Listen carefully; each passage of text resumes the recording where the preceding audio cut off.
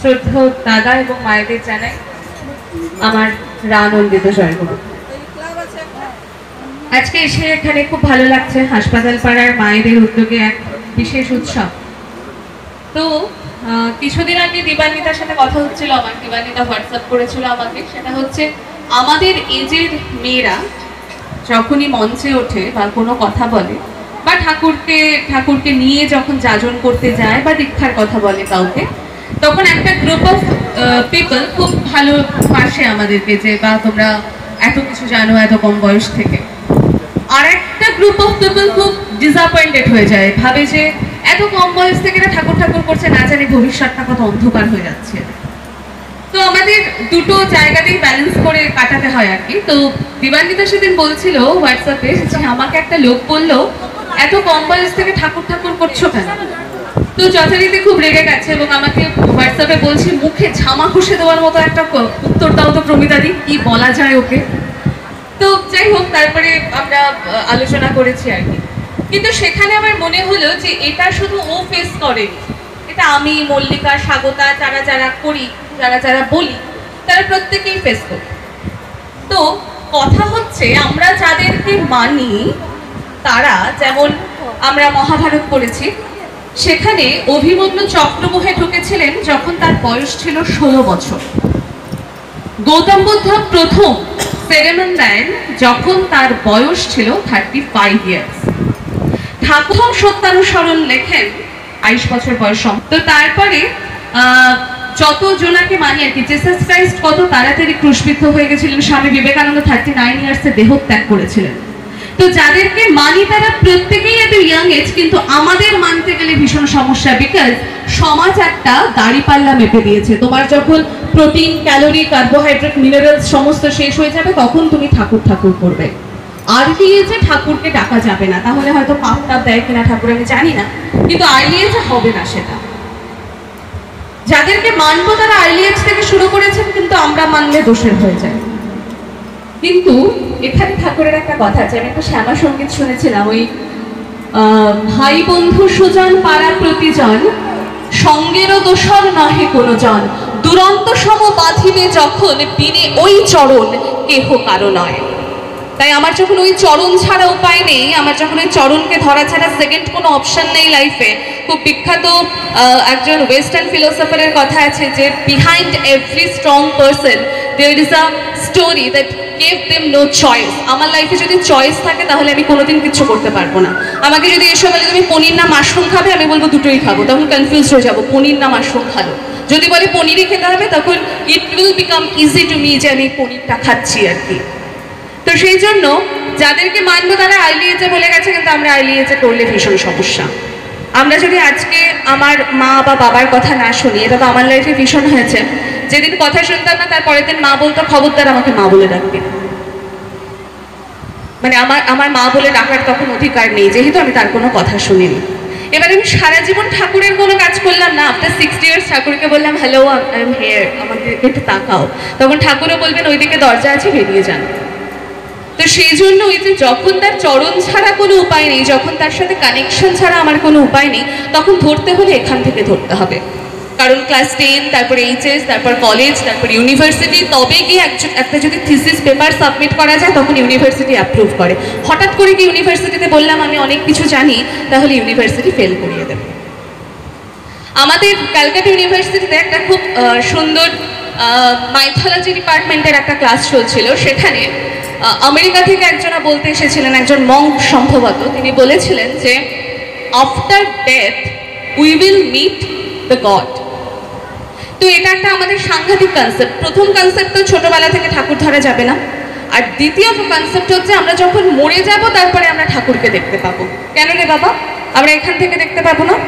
যখন আমাদের বর্তমান লাইফ, তখন আমরা দুঃখে, দুর্দশায়, গ্লানিতে, ক্লান্তিতে অবসন্ন। যখন মরে যাব তখন একটা স্বর্গ কে তৈরি করে দেবে আমার জন্য, যদি আমরা প্র্যাকটিক্যালি ভাবি। এখন যদি একটা বাচ্চাকে আপনি বলতে চান যে লক্ষ্মী ঠাকুরের 4টে হাত ছিল, তখন সেও আপনাকে প্রশ্ন করবে তাহলে তোমার 2টো হাত কেন? Being practical. আমাদের বর্তমান জীবনে আমার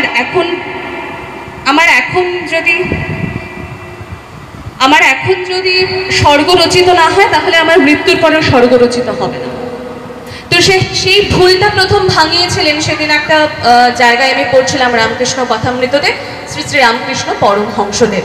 তিনি বলেছিলেন, যখন তোমার আমিত্ব কেটে যায় তখন ভগবান তোমায় দেখা দেবেন। সত্যানুসরণে ঠাকুর বললেন, তোমার জ্ঞানের এবং দর্শনের পাল্লা যতটুকু, অদৃষ্ট ঠিক তারই আগে। টিবেটিয়ান বুদ্ধিজম ভীষণ পপুলার এখন ওয়ার্ল্ড ওয়াইড। টিবেটিয়ান বুদ্ধিজমে বলা হচ্ছে যে investigation within object is science. Sushil জেঠি ওখানে বসে আছেন, গিয়ে জিজ্ঞেস করুন, দাদা লাইট কি করে জ্বলছে, দাদা মাইক্রোফোনটা কিভাবে চলছে, দেখবেন আপনাকে সায়েন্সের ভাষায়, সায়েন্সের টিচার তো সায়েন্সের ভাষায় বলে দেবেন। কিন্তু যখন আমরা ইনভেস্টিগেশন উইদিন আওয়ার সেলফ করবো, ইনভেস্টিগেশন উইদিন মাই সেলফ করবো, তখন সেটা হয়ে যায় অদ্বৈত বেদান্ত। আমি কে, দ্যাট ইজ ভেরি ইম্পর্টেন্ট। আমার মধ্যে কি আছে, এবার আমার হাত আছে, পা আছে, আমি দৃশ্য করি আর আমার হাতটা হচ্ছে দ্রষ্টা। আমি চোখ দিয়ে দেখি আমার হাতকে, কিন্তু আমার হাত কিন্তু বলে না কতদিন পর তোমার সাথে কথা হচ্ছে। তাই এই দুটো ভীষণ ডিফারেন্ট জিনিস। এবার আমি যখন দেখতে পাবো, আমি যখন বলতে পারবো, তখন সেটাই এনাফ তার দয়া আমার জীবনে বোঝার জন্য।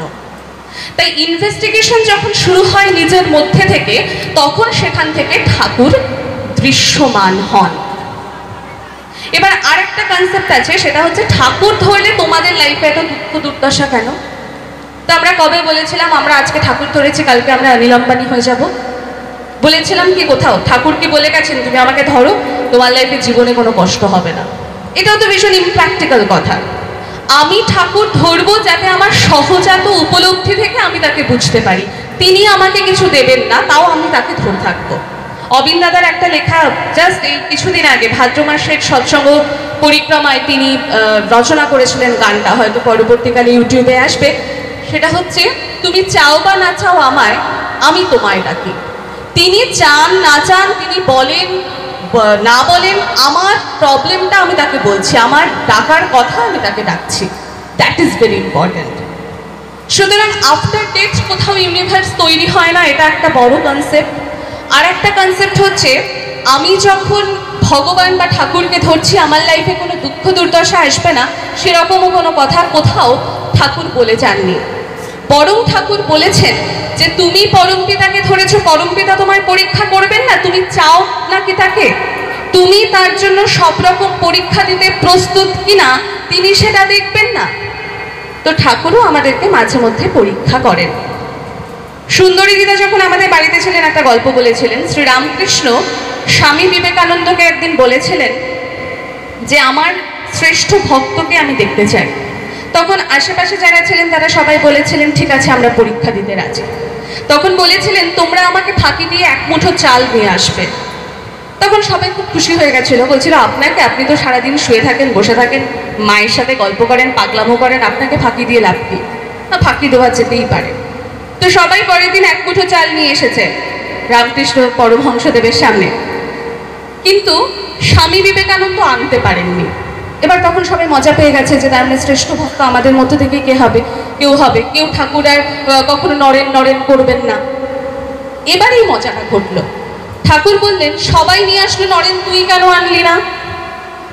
তখন স্বামী বিবেকানন্দ রিপ্লাই করেছিলেন, আমি যেখানেই আপনাকে লুকিয়ে যাব সেখানেই আপনি তৃতীয় নয়ন দিয়ে আমাকে দেখবেন।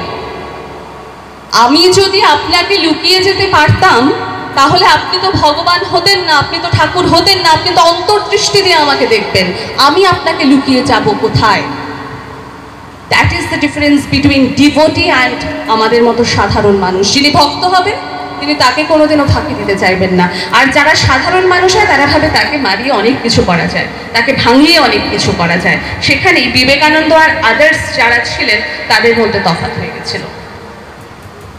গৌহাটি মন্দিরে আমি একবার গেছিলাম, সেখানে গৌহাটি মন্দিরের ইনচার্জ বাবুল ওয়াদ্দেদার জেঠু, তার সাথে প্রায় তিনি আবার ঠাকুরের গল্প শুরু করলে রাত কভার হয়ে যায়, প্রার্থনা হয়ে যায়, তারপরে তিনি আবার অনর্গল সেই গল্প বলতে থাকেন। সেটা আমি শুনেছিলাম। সেদিন বলেছিলেন যে তার কিছুদিন আগে শ্রী শ্রী দাদা গৌহাটিতে আসবেন, তার ভীষণ শরীর খারাপ। এবার ভীষণ শরীর খারাপ হলে যেটা হয়, দেওঘর থেকে গৌহাটি একটা লম্বা ডিস্টেন্স, সেখানে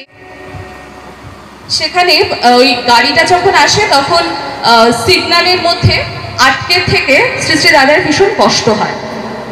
তো বাবুন জেঠু মনে মনে ভাবছিলেন, দেখুন ভক্ত কাকে বলে, বাবুন জেঠু মনে মনে ভাবছিলেন যে যদি আমি ট্রাফিক সার্জনকে দীক্ষা দিতে পারি তাহলে কোনো সিগন্যালেই আর দাদার গাড়ি আটকাবে না,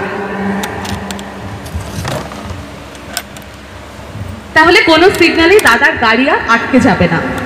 এবারে যেই ভাবা সেই কাজ। এবার ট্রাফিক সার্জন মানে গৌহাটিতে কিন্তু আমাদের মতো সবাই বাঙালি নয়, সবাইকে ঠাকুরের ভাষা বোঝানো, ঠাকুরের বাক্য বোঝানো এত ইজি কাজ নয়।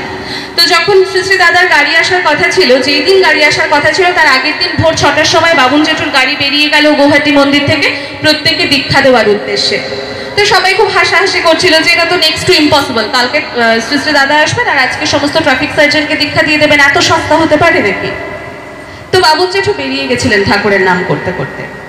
যখন রাত্রি 12টা বাজলো তখন দেখলেন ওই গৌহাটি এয়ারপোর্ট থেকে গৌহাটি মন্দিরে আসার যতগুলো ট্রাফিক সার্জন ছিল প্রত্যেককে উনি দীক্ষা দিয়ে দিয়েছিলেন এবং বলেছিলেন আমার মালিক আসবেন দেওঘর থেকে, ক্ষমতা থাকলে আটকে দেখান। ওনার পাওয়ারে, ওনার কথা বলার মাধ্যমে প্রত্যেকটা ট্রাফিক সার্জন সেদিন কোনো রেড সিগন্যাল আর দেখাননি। শ্রী শ্রী দাদা কোনো সিগন্যালে আর দাঁড়িয়ে থাকেননি, প্রত্যেকটা সিগন্যাল গ্রিন হয়ে গেছে এবং ওনার কোনো কষ্ট হয়নি। এসে শুধু শ্রী শ্রী দাদা মুচকি হেসেছিলেন। বাবুন জেঠু যখন প্রণাম করেছিলেন তখন শ্রী শ্রী দাদা বলছিলেন কি করে হলো রে, কি করে সম্ভব? তখন বাবুন জেঠু উত্তর দিয়েছিলেন আগে আপনি চাইলে সব সম্ভব।